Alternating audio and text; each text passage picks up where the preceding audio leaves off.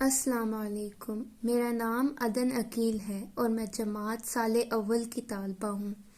آج مجھے جس موضوع پر لب کشائی کا موقع ملا ہے اس کا عنوان ہے سٹریس مینجمنٹ یعنی تناؤ کا انتظام۔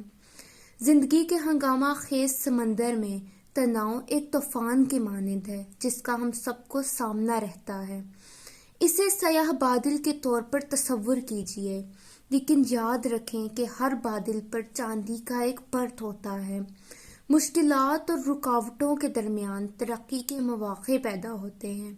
انہیں اپنائیں، کیونکہ ہموار سمندر ہنرمند ملاح نہیں بناتے۔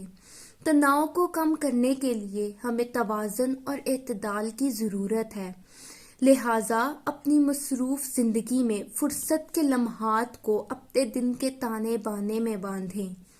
جب پریشانی دستک دیتی ہے تو دروازہ نہ بنے، کھڑکی بنے، اور ذہن نشیں کریں کہ جب خوشی کا ایک دروازہ بند ہوتا ہے تو دوسرا کھل جاتا ہے۔ لیکن اکثر ہم بند دروازے کی طرف اتنی دیر تک دیکھتے ہیں کہ ہمیں وہ نظر ہی نہیں آتا جو ہمارے لیے کھلا ہے۔ یاد رکھیں، ٹھہرے ہوئے پانی میں اکثر بدبو جمع ہو جاتی ہے۔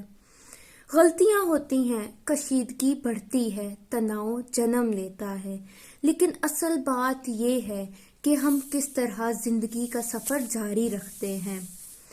تناؤ اکثر ہماری پیچیدہ زندگی میں اپنے لطیف دھاگوں کو بنتا ہے جو ہماری فلاح و بہبود کو متاثر کرتا ہے اور اس ہم آہنگی کو متاثر کرتا ہے جس کی ہم سب کو تلاش رہتی ہے۔ آج آئیے ہم مل کر ایک سفر کا آغاز کریں، تناؤ کے انتظام کے فن کو دریافت کرنے کا سفر، ایک ایسا سفر جو ہمیں اپنی تیز رفتار دنیا کی رکاوٹوں کو عبور کرنے کی طاقت دیتا ہے۔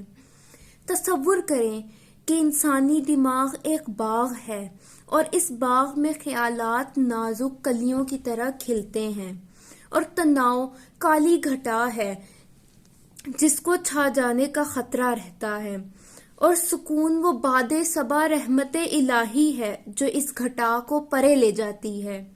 سکون پیدا کرنے کے لیے ہمیں اپنی ذہنی منظر نامے کی طرف مائل ہونا چاہیے۔ سب سے پہلے اور سب سے اہم بات یہ ہے کہ ہمیں اس بات کو تسلیم کرنا ہے کہ تناؤ کوئی دشمن نہیں جسے ہمیں ہرانا ہے، بلکہ یہ ہمیں خود شناسی کی دعوت دیتا ہے۔ اپنے تناؤ کی جڑوں کو سمجھ کر ہم اپنی کمزوریوں اور طاقتوں کے بارے میں بصیرت حاصل کر سکتے ہیں۔ جس طرح ہنرمند باغبان جڑی بوٹیوں کی پرورش کرنے والے حالات کا جائزہ لیتا ہے اور انہیں حل کرتا ہے، اسی طرح ہم بھی تناؤ کی طاقت کو کم کرنے کے لیے خود آگاہی پیدا کر سکتے ہیں۔ تناؤ کے انتظام کے حصول کے لیے ماضی کے غم اور مستقبل کی پریشانیوں کو بھلا کر موجودہ لمحات کو گلے لگائیں کیونکہ یہ وہ زرخیز زمین ہے جہاں امن جڑ پکڑتا ہے۔ مراقبہ اور زہر سانس لینے جیسی مشقوں کے ذریعے ہم ایک ایسے ماحول کو فروغ دے سکتے ہیں جو طلوع آفتاب کی گرمی میں شبنم کی مانند تناؤ کو ختم کر دیتا ہے۔ تناؤ کو ختم کرنے کے لیے خود کی دیکھ بھال بہت ضروری ہے۔ جب ہم خود کو ترجیح دیتے ہیں تو ہماری فلاح پروان چڑھتی ہے۔ مناسب آرام اور غذائیت سے بھرپور خوراک اور باقاعدہ ورزش وہ ضروری اجزاء ہیں جو ہماری ذہنی جڑیں مضبوط کرتے ہیں۔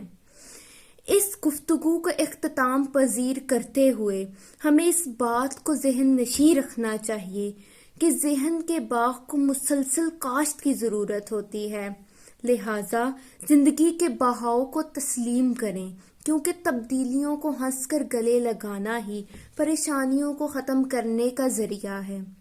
کشیدگی کو مہمان بننے دیں، مگر مستقر رہائشی نہیں۔